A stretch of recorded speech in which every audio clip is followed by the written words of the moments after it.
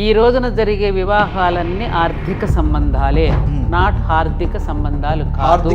ఎంత ఆడంబరంగా ఎంత ఖర్చు పెట్టి పెళ్లి చేస్తే అంత గొప్ప పెళ్లి జరిగినట్టు, గొప్ప కాపురం జరిగినట్టు కాదు. కొంతమంది తల్లిదండ్రులు అలా ఉన్నారేమో, కొంతమంది తండ్రులు ఎలా విడగొట్టాలో చూస్తున్నారు. ఇది ఎక్కువ కేసెస్ లో నేను చూస్తుంది ఆడపిల్ల తల్లుల పాత్ర ఉంటుంది. మాంగళ్యం తంతునానేనా అనే పదానికి తంతున తనల ఏదో జరిపించాం, ఏదో చెప్తుంటే వినేవాళ్ళు ఎక్కడ ఉన్నారండి. చెప్పగలగడం చేత కావాలి.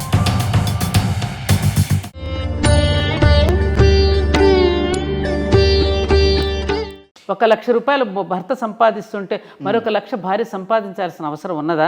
నేను డైరెక్ట్గా అడుగుతున్నానండి. దేనికోసం? కుటుంబ వ్యవస్థ ఇవాళ పెరిగిన ఫీజులు, పిల్లలవి, ఇంటి ఈఎంఐలు, అవసరాలు, ఖర్చులకి ఇద్దరం సంపాదించాల్సిన నెసెసిటీ ఉంది. ఇదే ఇవాళ నేను మెజారిటీ ఆఫ్ ద కేసెస్ లో, ఎక్కువ కేసెస్ లో నువ్వు కోరికల చిట్టా పెంచుకుంటున్నావు. నువ్వు కోరికల చిట్టా పెంచుకున్న కొద్దీ ఏదంటే కోరికలే గుర్రాలు ఎత్తి భిక్షగాళ్ళు రౌతులు అవుతారు అన్నట్టుగా స్టేటస్ కావాలిగా. మరి మాకు దేని స్టేటస్ అంటారు? ఇప్పుడు మరి సోషల్ స్టేటస్. పక్కింటి వాడు ఒక కారులో వచ్చాడు, వాడికి సొంత ఇల్లు ఉంది, అంటే కంపారిజన్స్, కాపురాల్లో కంపారిజన్స్ పెరిగాక ఇవి. దీనికి తోడు ముఖ్యంగా ఒక టర్మ్ ఏంటంటే, ఎక్కువ నేను కూడా ఈ కేసుల్లో విన్నది ఏంటంటే జెండర్ ఈక్వాలిటీ, ఆడమ్మగా సమానం. ఇప్పుడు సమానం అనేది వీళ్ళు ఎలా చూసుకోవాలి ఫస్ట్, ఇది తెలియట్లేదమ్మా. ఆడమ్మగా సమానం అనే కాన్సెప్ట్ని తీసుకెళ్తున్నారు, కరెక్టే. ఈ జెండర్ ఈక్వాలిటీ అనే పదం మంచిదే, కాదనట్లా. అసలు ఈ సమానత్వం అనేది ఎలా తీసుకొని వెళ్ళాలి, ఎలా అర్థం చేసుకోవాలి తెలియట్లేదు చాలామందికి. ఇది వాస్తవం, అబద్ధం కాదు నేను చెప్పేది. ఎక్కువ కేసెస్ అమ్మా కూర్చొని ఇవాళ నా దగ్గరికి పెళ్ళైన వాళ్ళు కూర్చొని వాళ్ళు బాధపడట్లా, వాళ్ళ తల్లిదండ్రులు రిలేటివ్స్ వచ్చి వాళ్ళు వచ్చి ఏడుస్తూ బాధపడుతూ ఏదో రకం చేసి కలపలేమో సార్ అని అడుగుతారు. కొంతమంది తల్లిదండ్రులు అలా ఉన్నారేమో, కొంతమంది తండ్రులు ఎలా విడగొట్టాలో చూస్తున్నారు. ఇది ఎక్కువ కేసెస్ లో నేను చూస్తుంది ఆడపిల్ల తల్లుల పాత్ర ఉంటుంది. 100% ఆడపిల్ల 100%. ఎందుకంటే రెండు రకాలుగా ఆడపిల్లని పెంచుతారు. ఒకళ్ళేమో ప్యాంపర్ చేసి పెంచుతారు, ఇంకొకళ్ళేమో పద్ధతిగా ప్రాపర్గా ఇలానే కాపురం ఇలా సిస్టమ్ ఇలా అని చెప్పే తల్లులు. ఈ రెండు రకాలుగా నేను చూశానమ్మా. ఈ ప్యాంపరింగ్ చేసి పెంచుతారు చూసారు ఆడపిల్లల్ని, ఇవి ఎక్కువ కాపురాలు చెడిపోతున్నాయి ఇవాళ. నేను ఒక్కటేనండి దీనికి కారణం.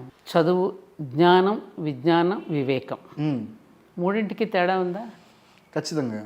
నాలెడ్జ్కి వివేకానికి తేడా ఉందా లేదా? ఉంది. తెలుసుకోవటం అనేటటువంటిది విజ్ఞానం. వైజ్ఞానికంగా ఎదిగిపోయాం అంటున్నాం ఇవాళ. అవును. వైజ్ఞానికంగా ఎంత ఎదిగిపోయినా జీవితం ఉందిగా నీకు. జీవితం వేరు, జీవనం వేరుగా. నువ్వు సంపాదిస్తున్నావు జీవన భృతి కోసం. మరి జీవితం దేనికి సంబంధించింది? నీ మనసుకు సంబంధించింది, నీ శరీరానికి సంబంధించింది. నీ జీవితం నీకు ఒక ఆనందాన్ని, సుఖాన్ని ఏది సుఖమో ఏది ఆనందమో తెలియని స్థితిలో బ్రతుకుతున్నారుగా. ఆ క్షణికం కోసం అని చెప్పి నువ్వు పబ్బులోనో హబ్బులోనో ఎక్కడో వెళ్ళి నువ్వు కాసేపు తాగి కాసేపు ఏదో సుఖాన్ని ఇచ్చేసుకుంటున్నానని అనుకుంటున్నావు. తర్వాత వచ్చేటువంటి నష్టం ఎవరు మళ్ళీ పడుతున్నారు? కుటుంబం పడుతున్నారు.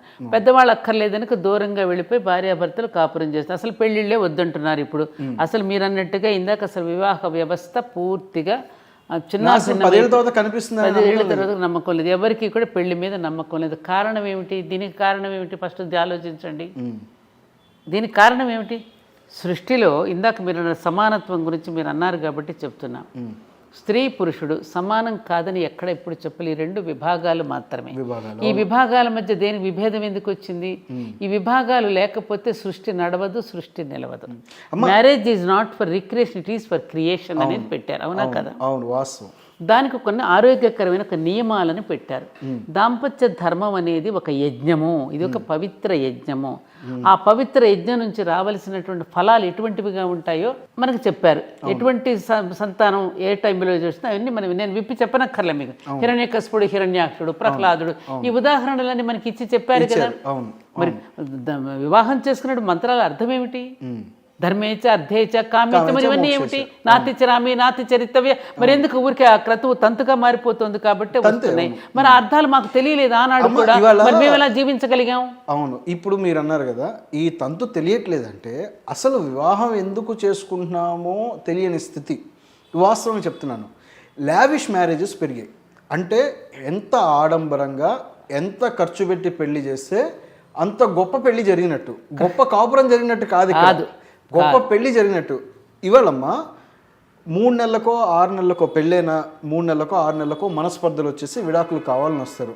ఫస్ట్ వచ్చే క్వశ్చన్ ఏంటి తెలుసా, నా దగ్గరికి ఎక్కువ శాతం అనేవాళ్ళు, ముందు మ్యారేజ్ ఎక్స్పెన్సెస్ తీసుకోండి మగపిల్లాడి దగ్గర. ఫస్ట్ అడిగేది ఆడపిల్ల వాళ్ళ వైపే.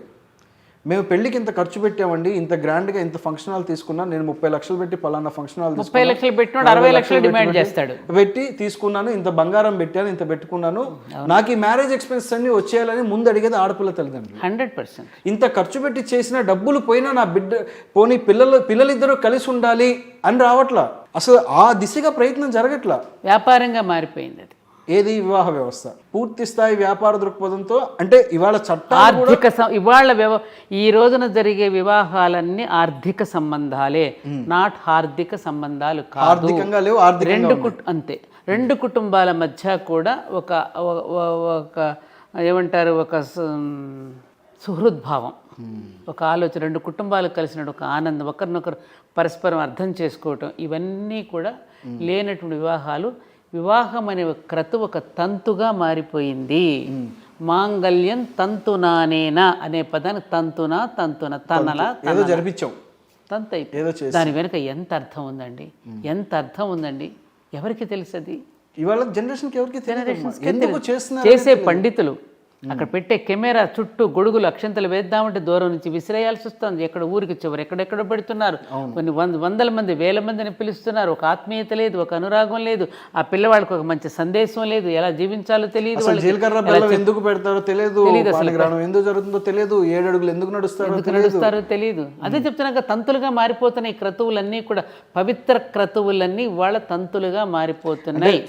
ఆఖరికి వరలక్ష్మి వ్రతం చేసినా, జన్మాష్టమి పూజలు చేసినా, సత్యనారాయణ వ్రతం చేసిన ఈ క్రతువులన్నీ తంతులే తప్ప ఆ క్రతువులో ఉన్న పరమార్థాన్ని గ్రహించే స్థితిలో ఇవాళ ఎవ్వరూ లేరు. అక్కడక్కడ జరుగుతున్నాయి ప్రయత్నాలు. ఉన్నారా మరి? ఎందుకు లేరండి, ఉన్నారు. లేకుండా ఏం లేరు, నేర్చుకునే వాళ్ళు లేరు. జరుగుతోంది. నేర్చుకునే వాళ్ళకి కూడా అందించగలగడంలో నేర్పరితనం. ఇప్పుడు నేర్చుకునే వాళ్ళు అంటే అమ్మ, ఒక వయసుకు వచ్చాక, చిన్నప్పుడు అంటే ఏదో పంతులు గారు బెత్తం, మా మాస్టర్ గారు బెత్తం పట్టుకొని చెప్పారా బాబు, వినకపోతే గురుగారు ఓ దెబ్బేసన్నా గట్టిగా చెప్తారనే భయం ఉంది. ఒక వయసుకు వచ్చాక మాకు తెలుసు సమాజం, మాకు అన్నీ తెలుసు అన్నాక చెప్తుంటే వినేవాళ్ళు ఎక్కడున్నారు? ఉన్నారండి. చెప్పగలగడం చేత కావాలి. ఈ మాట వాస్తవం.